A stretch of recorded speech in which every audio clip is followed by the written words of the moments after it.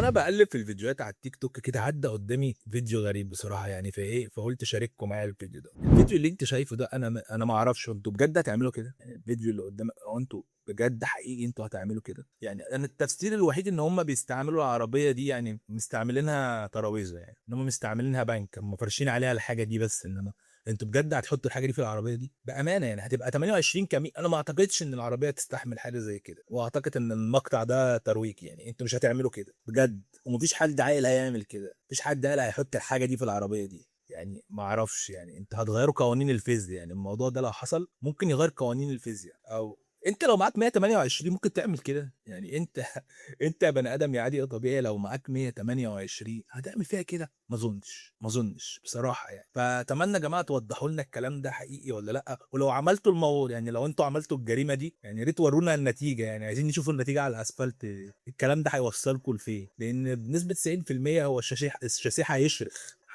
هيشرخ يعني. انت فاهم قصدي؟ العربيه دي هتتقسم نصين، مع اول تدويره الموتور هيسيب العربيه وهيمشي، عشان بس تبقوا فاهمين يعني ان هو الشاسيه مش هيستحمل الكلام ده. فاحنا عايزين نشوفوا الجريمه دي على الحقيقه. متنساش تعمل متابعه عشان يوصلك كل جديد عن العربيات. انا حسن ناصر، وده اخطاء عربية.